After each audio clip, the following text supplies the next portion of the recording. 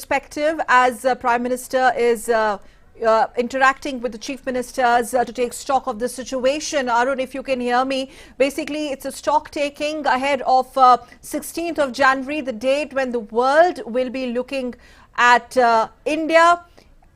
And I think Arun is going to be with us. Meanwhile, we once again will once again go back to the visuals where Prime Minister right now as we speak and giving his remarks post he had a very extensive and comprehensive interaction with the chief ministers across the country ahead of the January 16th, which happens to be one of the very, very important, rather historic day. This is the day when we're looking at a massive rollout exercise when the world is looking at India, one of the largest vaccine rollout exercise under the able leadership of Prime Minister Narendra Modi, which is going to be carried out on 16th of January across the country. And today, a while back, corona की made in India vaccine और दुनिया के सबसे बड़े टीकाकरण अभियान, इस विषय में अभी विस्तार से हमारी चर्चा हुई। प्रेजेंटेशन में भी काफी चीजें डिटेल बताई गई है और हमारे राज्यों के डिस्ट्रिक्ट लेवल के अधिकारियों तक बहुत विस्तार से इसकी चर्चा हुई है और इस दरमियान कुछ राज्यों से अच्छे सुझाव भी मिले हैं। केंद्र और राज्यों के बीच इस संवाद और सहयोग ने कोरोना से लड़ाई में बहुत बड़ी भूमिका निभाई है। एक प्रकार से फेडरलिज्म का उत्तम उदाहरण इस सारी लड़ाई में हम लोगों ने प्रस्तुत किया है। साथियों, आज हमारे देश के पूर्व प्रधानमंत्री स्वर्गीय लाल बहादुर शास्त्री जी की पुण्यतिथि भी है। मैं उन्हें अपनी भावभीनी श्रद्धांजलि अर्पित करता हूं। 1965 में शास्त्री जी ने एडमिनिस्ट्रेटिव सर्विस की एक कॉन्फ्रेंस में एक महत्वपूर्ण बात कही थी, जिसका जिक्र मैं यहां आपके सामने करना चाहता हूं। उन्होंने कहा था कि the basic idea of governance as I see it is to hold the society together so that it can develop and march towards certain goals. The task of the government is to facilitate this evolution, this process. मुझे संतोष है कि corona के इस संकट काल में हम सभी ने एकजुट होकर काम किया। जो सीख लाल बहादुर शास्त्री जी ने दी थी उसी पर चलने का हम सब ने प्रयास किया और इस दरमियान संवेदनशीलता के साथ त्वरित फैसले भी किए गए, जरूरी संसाधन भी जुटाए गए और देश की जनता को निरंतर हम लगातार जागरूक भी करते रहे।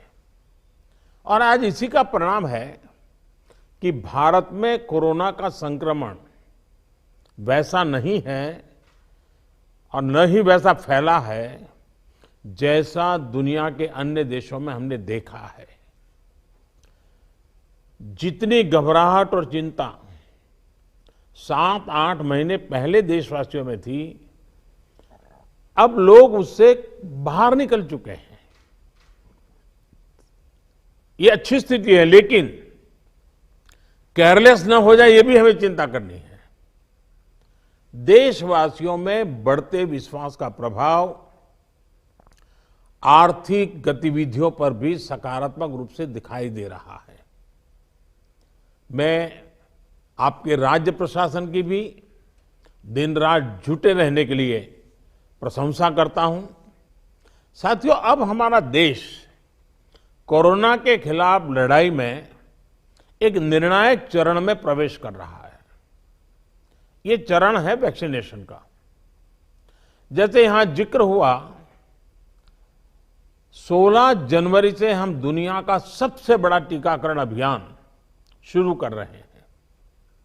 ये हम सभी के लिए गौरव की बात है कि जिन 2 वैक्सीन को इमरजेंसी यूज ऑथराइजेशन दिया गया है, वो दोनों ही मेड इन इंडिया है। इतना ही नहीं, 4 और वैक्सीन प्रोग्रेस में है।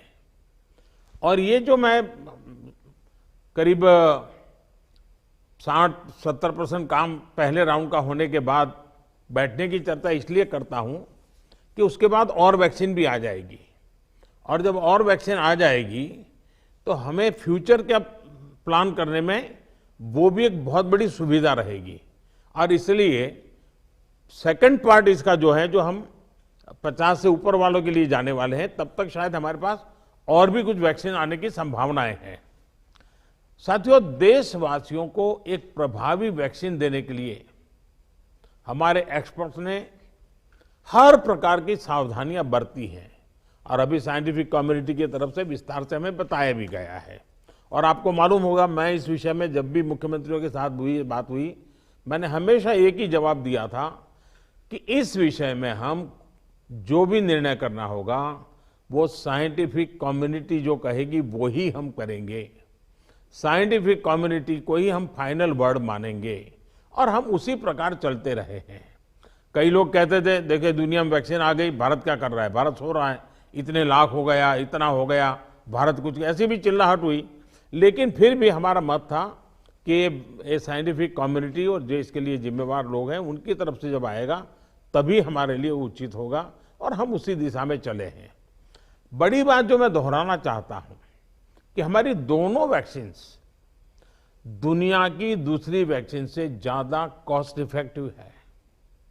हम कल्पना कर सकते हैं, अगर भारत को कोरोना टीकाकरण के लिए विदेशी वैक्सीन पर पूरी तरह निर्भर रहना पड़ता तो हमारे क्या हालत होते, कितनी बड़ी मुश्किल होती, हम उसका अंदाज लगा सकते हैं। ये वैक्सीन भारत की स्थितियां और परिस्थितियों को देखते हुए निर्मित की गई है।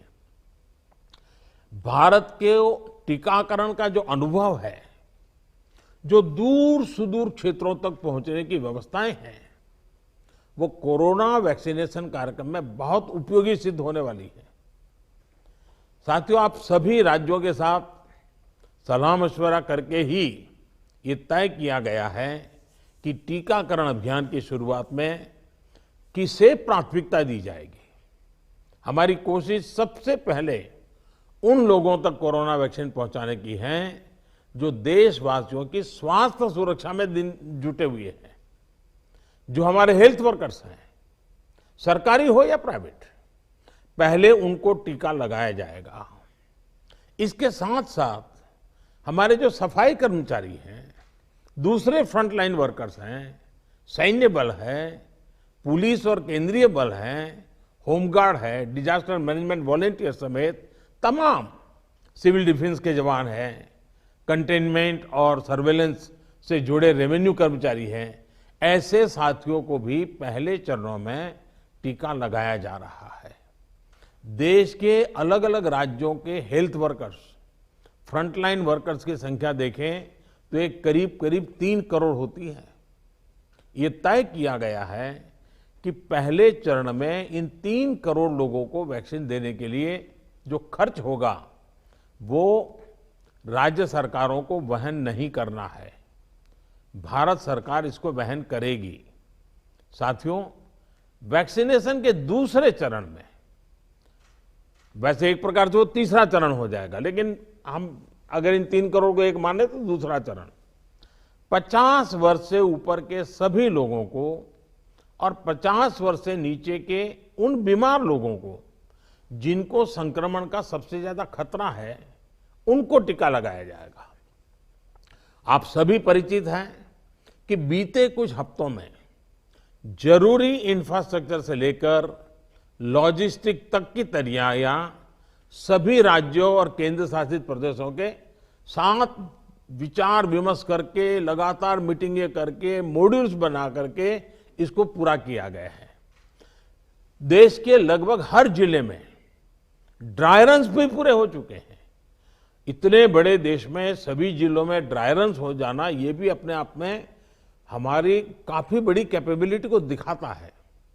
हमारी जो नई तैयारियां हैं, जो कोविड के एसओपीज हैं, उनको अब हमें अपने पुराने अनुभवों के साथ जोड़ना है। भारत में पहले से ही अनेक यूनिवर्सल इम्यूनाइजेशन प्रोग्राम ऑलरेडी चल रहे हैं, हमारे लोग बड़ी सफलतापूर्वक कर भी रहे हैं। मिशंस रूबेला जैसी बीमारियों के खिलाफ भी व्यापक कैंपेन हम लोग चला चुके हैं। दुनिया के सबसे बड़े चुनाव और देश के कोने कोने तक पहुंचकर मतदान की सुविधा देने का भी हमारे पास एक बहुत ही अच्छा अनुभव है। इसके लिए जो बूथ स्तर की रणनीति हम बनाते हैं, उसी को हमें यहां भी प्रयोग में लाना है। साथियों, इस टीकाकरण अभियान में सबसे अहम उनकी पहचान और मॉनिटरिंग का है जिनको टीका लगाना है। इसके लिए आधुनिक टेक्नोलॉजी का उपयोग करते हुए कोविन नाम का एक डिजिटल प्लेटफॉर्म भी बनाया गया है। आधार की मदद से लाभार्थियों की पहचान भी की जाएगी और उनको दूसरी डोज समय पर मिले, ये भी सुनिश्चित किया जाएगा। मेरा आप सभी से विशेष आग्रह रहेगा कि टीकाकरण से जुड़ा रियल टाइम डेटा कोविन पर अपलोड हो, ये सुनिश्चित करना है। इससे जरा सी चूक भी इस मिशन को नुकसान पहुंच सकता है। कोविन पहले टीके के बाद एक डिजिटल वैक्सीनेशन सर्टिफिकेट जनरेट करेगा। लाभार्थी को यह सर्टिफिकेट टीका लगाने के बाद डिजिटली तुरंत देना जरूरी है, ताकि उसे सर्टिफिकेट लेने के लिए फिर ना आना पड़े। किसको टीका लग चुका है, ये तो इस सर्टिफिकेट से पता चलेगा ही, साथ ही दूसरी डोज उसको कब लगेगी, इसके रिमाइंडर के रूप में भी ये काम करेगा। दूसरी डोज के बाद फाइनल सर्टिफिकेट दिया जाएगा। साथियों, भारत जो करने वाला है, उसे दुनिया के अनेक देश फिर फॉलो करेंगे, इसलिए हमारी जिम्मेदारी बहुत ज्यादा है। एक और अहम तथ्य है जिसका हमें ध्यान रखना है। दुनिया के 50 देशों में 3-4 सप्ताह से वैक्सीनेशन का काम चल रहा है।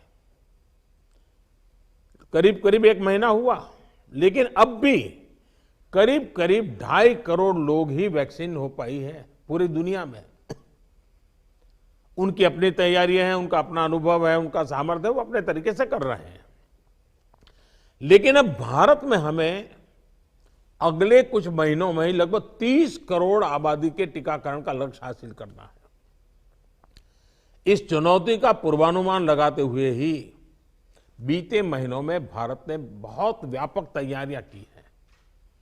कोरोना की वैक्सीन से अगर किसी को कुछ असहजता होती है, तो उसके लिए भी जरूरी प्रबंध किए गए हैं।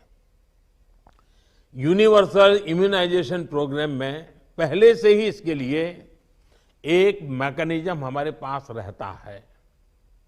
कोरोना टीकाकरण के लिए इसको और मजबूत किया गया है। साथियों, वैक्सीन और टीकाकरण की इन बातों के बीच हमें ये भी याद रखना है कि कोविड से जुड़े जो प्रोटोकॉल हम फॉलो करते आ रहे हैं, उनको इस पूरी प्रक्रिया के दरमियान भी बनाए रखना है। थोड़ा सा भी लूजनेस नुकसान कर सकता है। और यही नहीं, जिनको टीका लगाया जा रहा है, वो भी संक्रमण को रोकने के लिए जो सावधानियां हम लेते रहे हैं, उनको फॉलो करते रहे। ये सुनिश्चित करना ही होगा। एक और बात जिस पर हमें बहुत गंभीरता से काम करना है, हर राज्य, हर केंद्र शासित प्रदेश को ये सुनिश्चित करना होगा कि अफवाहों पर, वैक्सीन से जुड़े अपप्रचार को कोई हवा न मिले।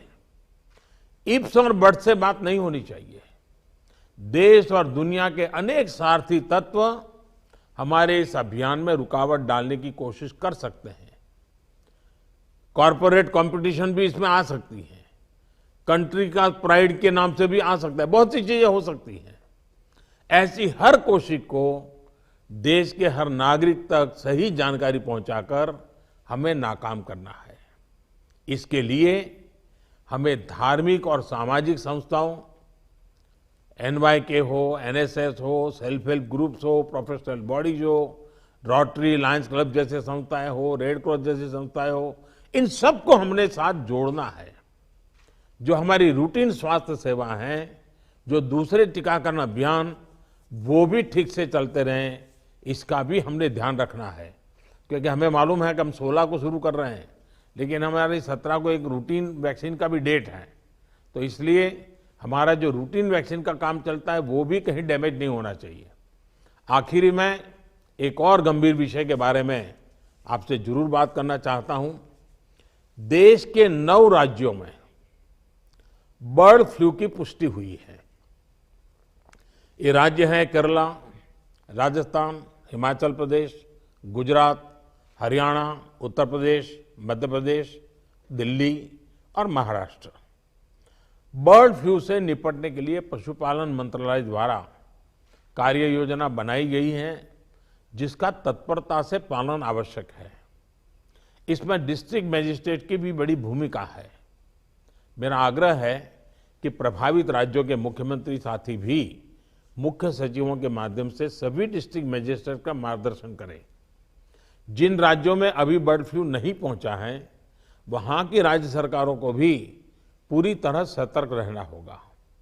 हमें सभी राज्यों, स्थानीय प्रशासन को वाटर बॉडीज के आसपास, पक्षी बाजारों में, जू में, पोल्ट्री फार्म इत्यादि पर निरंतर निगरानी रखनी है, ताकि पक्षियों के बीमार होने की जानकारी प्राथमिकता पर मिले। बर्ड फ्लू की जांच के लिए जो लेबोरेटरीज हैं, वहां समय पर सैंपल भेजने सही स्थिति का जल्दी पता लगेगा और स्थानीय प्रशासन भी उतनी ही तेजी से कार्रवाई कर पाएगा।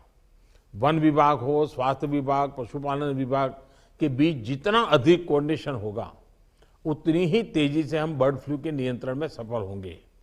बर्ड फ्लू को लेकर लोगों में अफवाहें न फैलें, इसे भी हमें देखना होगा।